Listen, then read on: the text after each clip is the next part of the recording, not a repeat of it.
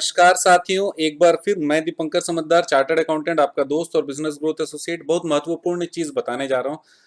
3 dos और 3 don'ts बता रहा हूँ। मतलब 3 ऐसी चीजें जो नहीं करनी है और 3 ऐसी चीजें जो करनी चाहिए। किसमें? स्मॉल बिजनेस फाइनेंस में।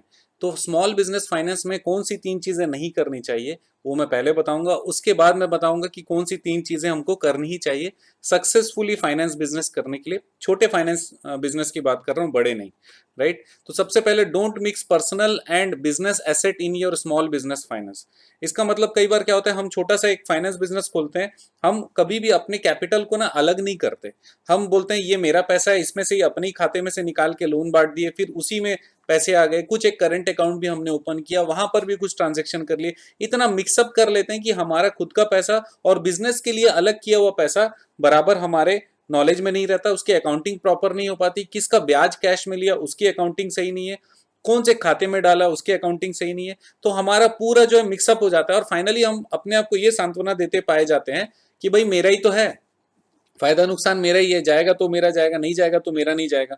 तो ये गलत बात है। जब भी आप बिजनेस करने बैठते हो और फाइनेंस का बिजनेस करने बैठे हो तो आप ध्यान रखना आप लाभ के लिए कर रहे हो। कोई भी बिजनेस क्यों कर रहे हो? प्रॉफिट के लिए कर रहे हो, तो उसका खाता टोटली अलग होना चाहिए। आप कंपनी का या बिजनेस का अलग से बैंक खाता खोल लीजिए, जो करंट अकाउंट हो उसी में सारे ट्रांजेक्शन करिए। बिजनेस में कहीं से भी आपको पैसा लगाना है तो पहले उस खाते में जाएगा और वहां से पैसे निकलने चाहिए।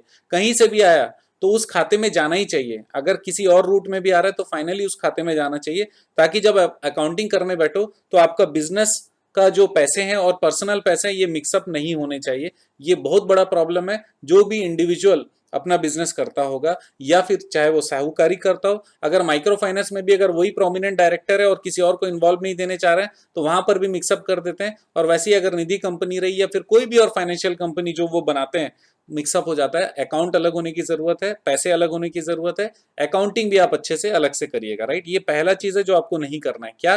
पर्सनल पैसे और संपत्ति को और बिजनेस के पैसे और संपत्ति को आपको अलग रखना पड़ेगा, नहीं तो दिक्कत होगी। ये पहला पॉइंट था हमारा। दूसरा पॉइंट है, don't neglect the tax office and compliances. बहुत इंपॉर्टेंट चीज है।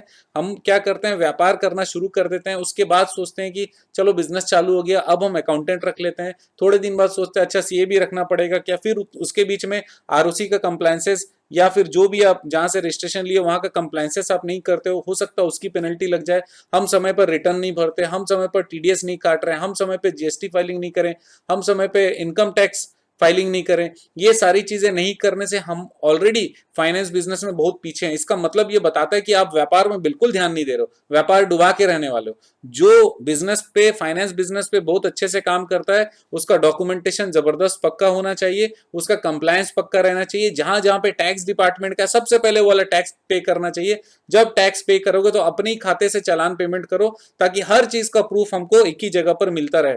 जब आप ऐसा करते हो ना तब आप कम डरते हो। आप देखेंगे साहूकार या दूसरे बिजनेस, चाहे कोई भी फाइनेंस बिजनेस हो जो अनऑर्गेनाइज्ड है ना, वहां से लोग पैसे बहुत वसूल कर पाते हैं। वहां पे न्यूज़पेपर वाला भी फर्जी पहुंच जाता है कि आप दूसरों को तकलीफ दे रहे हो, मुझे 10,000 चाहिए, 20,000 चाहिए, 25,000 चाहिए, और वो पैसा ऐड कर जाता है। आप गलत काम कर रहे हो, आपको पता नहीं है, लेकिन जैसे ही कोई पैसा मांगने आता है ना तब आपको अंदर से पूरा गिल्ट होता है, यार इसको कैसे भी मैं जान छुड़ाऊं, मेरा अगर अभी बुक मांग ले, बुक्स ऑफ अकाउंट मांग लेंगे, मैं दे ही नहीं पाऊंगा, हम डूब जाएंगे। तो दोस्तों, टैक्स ऑफिस को नेग्लेक्ट नहीं करने का अगर मैं रिवर्स में देखूंगा ना तो आपका बुक्स ऑफ अकाउंट सही रहना चाहिए। इसका मतलब आप सिस्टमैटिक रहना चाहिए। फाइनेंस बिजनेस में सिस्टमैटिक रहना बहुत जरूरी है। बुक्स ऑफ अकाउंट बहुत जरूरी है। सारे टैक्सेस का समय से पहले हो सके तो भुगतान कर दो, उसके रिटर्न्स भर दो, उसके बारे में पूरी जानकारी डिपार्टमेंट की दे दो। जब दुनिया का कोई भी आदमी आपको परेशान करने आएगा तो कम से कम टैक्स डिपार्टमेंट आपके पास नहीं आएगा, आरओसी आपके पास नहीं आएगा, जहां से रजिस्ट्रेशन लिए हो वो नहीं आने वाला है। और कभी पुलिस अगर आपके पास में आती है तो कम से कम आपके बुक्स ऑफ अकाउंट, पेपर और काम करने के तरीके के बारे में तो नहीं आएगी। फिर वो कुछ और बातें होंगी जो कि नॉर्मली सॉल्व नहीं होती, वहां पर दूसरे प्रकार का ट्रेनिंग या नॉलेज की जरूरत है, जिसके बारे में हम बाद में बात करेंगे। राइट। तो आपको टैक्स ऑफिस और कंप्लायंसेस को नेग्लेक्ट नहीं करना है। नेक्स्ट है, don't fall behind on payments. आप पेमेंट करना जहां जहां पर है वहां पे तत्काल आप टाइमिंग बना लीजिए कि इस समय दिन के पहले 2 घंटे में मैं पिछले समय तक के जो भी पेंडिंग पेमेंट्स है उसको मैं क्लियर करूंगा। सुबेरे जाइए, पेमेंट्स क्लियर करिए और जो भी कैश आपके या फिर जो भी पैसे आपके पास में होंगे वो बैंक में जमा हो जाने चाहिए, उसकी रसीद आप चेक कर लीजिए। पहला दिन का 2 घंटा इसमें लगाएंगे तब आपको कोई दिक्कत नहीं होने वाली। पेमेंट्स कभी भी पेंडिंग आपके तरफ से नहीं रहने चाहिए। ये फाइनेंस बिजनेस है। अगर आपने किसी को डिसबर्समेंट करने का वादा किया है, आज सुबह डिसबर्समेंट होना है तो आज ही सुबह डिसबर्समेंट करिए। हो सकता है कि वो आपसे पैसे ले रहा है, उसका कुछ जरूरत होगा, उसका कुछ काम होगा, उसको अगर आप परेशान करोगे ना तो कहीं ना कहीं पेमेंट आपको लौटाते समय वो दिक्कत करेगा। चाहे वो खर्चे के लिए हो, चाहे लोन का डिसबर्समेंट हो, चाहे किसी भी प्रकार का पेमेंट हो, उसको प्रॉम्प्टली करिए। आपके बिजनेस का गुडविल बना रहेगा। ये 3 चीजें हम लोग को नहीं करनी थी, वो मैंने बताई। अब 3 चीज जो करनी है, सबसे पहला, do consistently review your business plan. आपने व्यापार शुरू करने से पहले आपने सोचा होगा कि कितने दिन में कितने रुपए का बिजनेस होगा, कितना अकाउंट आप लेने वाले हो, कितना पैसा डिसबर्समेंट करने वाले हो, कितने ग्राहक आप हैंडल करने वाले हो, उसका भी चार्ट बनाकर आप रखिए।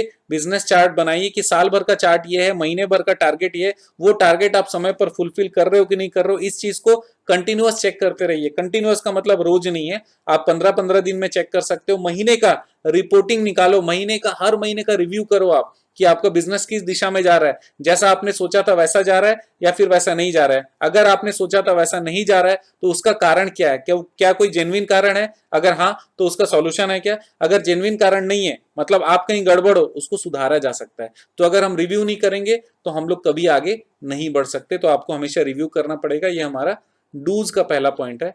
दूसरा, do monitor and measure performance regularly.